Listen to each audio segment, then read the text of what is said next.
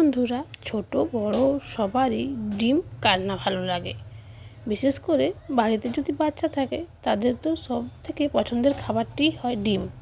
চলুন আজ ডিমের একটা রান্না করি। যত জলদি রান্নাটা হয়ে যাবে ততটা বানানো সহজ। আমি বানাচ্ছি ডিম আলুর চচ্চড়ি। তার জন্য নিয়েছি 5টা ডিম।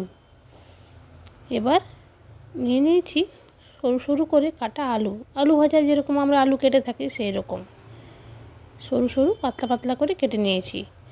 আর নিয়েছি 1 চামচের মতো আদা রসুন থেতো করা, আর 1 বাটি ভর্তি পেঁয়াজ। এখানে 2টো বড় সাইজের পেঁয়াজ আছে, একদম কুচি করিনি, লম্বালম্বিভাবে কেটেছি সরু সরু করে, ঝিরি ঝিরি যেটাকে বলে। আর নিয়েছি 1 চামচ লঙ্কা কুচোনো। এবার আমি ডিমগুলোকে ভেঙে নেব। একে একে সব ডিমগুলোই ভেঙে তারপর ফেটিয়ে নেব। চলুন ডিমগুলো ভাঙতে শুরু করেছি, একে একে সবগুলোই ভাঙি। এটা কিন্তু ভারী মজার কাজ। এবার 1/2 চামচ নুন দেবো এতে, তারপর খুব ভালোভাবে ফেটিয়ে নেব। আস্তে আস্তে আমি ডিমগুলো ফেটাবো।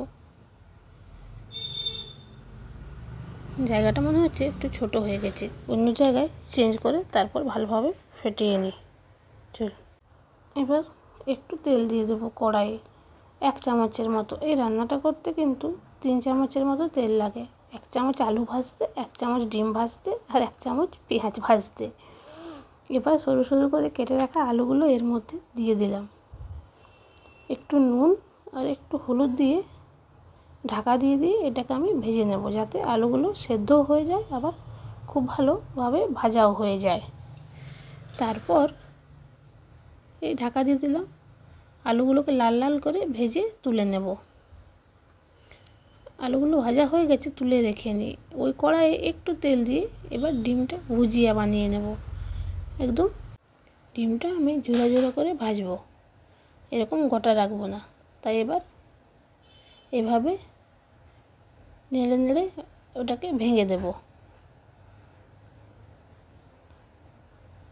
এভাবে ভাঙতে ভাঙতে ছোট ছোট করে নেব।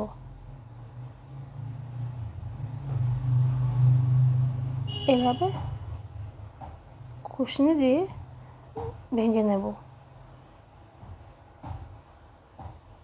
দেখুন এরকমভাবে টুকরো টুকরো করে নিচ্ছি।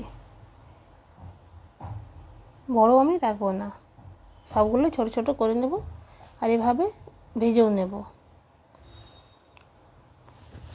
ভাজা মনে হচ্ছে খুব বেশি ভাজবো না, ভাজা হয়ে এসেছে। এবার এটাকে নামিয়ে রেখে দেব। তারপর ওই কড়াইয়ে 1 চামচ তেল দিয়ে দেব শুকনো লঙ্কা আর একটু বেশি পরিমাণে কালো জিরে, প্রায় 1.5 চামচের মতো। এই কালো জিরেটাই খাবারে কিন্তু গন্ধ এবং স্বাদ দুটোই নিয়ে আসবে। খুব সুন্দর যখন গন্ধ বার হবে কালো জিরে থেকে, তখন দিয়ে দেব কুচিয়ে রাখা পেঁয়াজগুলো। পেঁয়াজগুলো লাল লাল করে ভাজা হয়ে গেলে ওর মধ্যে দিয়ে দেব 1 চামচ আদা রসুন, যেটা আমি থেতো করে রেখেছিলাম। এটা দিয়ে খুব ভালোভাবে ভেজে নেব। আদা রসুনটা ভালোভাবে ভাজা হয়ে গেলে এর মধ্যে এবার আমি দিয়ে দেব ভেজে রাখা আলু ডিম সব। খুব সুন্দর লাল লাল হয়ে গেছে। এবার আলুগুলো দিয়ে দিলাম। আলুগুলো আমরা যেরকম আলু ভাজা করে রাখি সেই রকমই, শুধু জলই ব্যবহার করিনি। ঢাকা দিয়ে ভেজে নিয়েছি। এতে কিন্তু গন্ধটাও খুব সুন্দর বার হয়েছে। আলুর সাথে একটু ভাজা ভাজা হয়ে গেলে এবার ভেজে রাখা ডিমটা আমি এর মধ্যে দিয়ে দেব। ভেজে রাখা ডিম আলু, তার সাথে সাথে দেব এই 1 চামচ দিয়ে লঙ্কা কুচোনো ছিল সেটা। এবার এর মধ্যে একে একে দিয়ে দেব স্বাদ মতো নুন। যেহেতু আলুতে একটু দিয়েছিলাম, ডিমে একটু দিয়েছিলাম, তাই কম পরিমাণে দেব। আর হলুদ আর কাশ্মীরি লঙ্কার গুঁড়ো, আর বিশেষ কিছু এটাতে দেব না। হ্যাঁ, আর দেব 2 চামচ টমেটো সস, যেহেতু আমি টমেটো ব্যবহার করিনি। টমেটো যদি থাকে তাহলে টমেটো কুচি করে দিতে পারেন, আমি টমেটো সসটা দিই, খেতে কিন্তু বেশি ভালো হয়। এবার সবগুলোকে খুব ভালোভাবে একসাথে মিক্স করে নেব। সব মিক্স করে নিয়েছি একসাথে, খুব সুন্দর ভাজা ভাজা হয়ে এসেছে।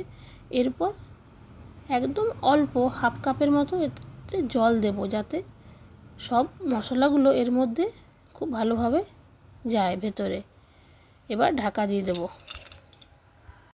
কম আঁচে একটু সময় পরই দেখবেন খুব জোর 5 মিনিটও লাগে না, 3-4 মিনিট এরকম জলটা চলে গেছে, ঝুরো ঝুরো হয়ে গেছে। এবার আর একটু ভেজে একদম শুকনো শুকনো করে নেব। এটা কিন্তু জল থাকলে খেতে ভালো লাগবে না, একদম শুকনো শুকনো খেতে ভালো লাগে।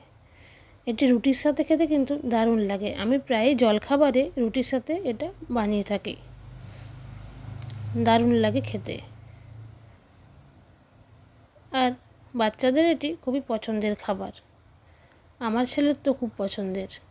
আপনারাও বানিয়ে দেখুন কেমন হয় খেতে, এটি কিন্তু দারুণ লাগে।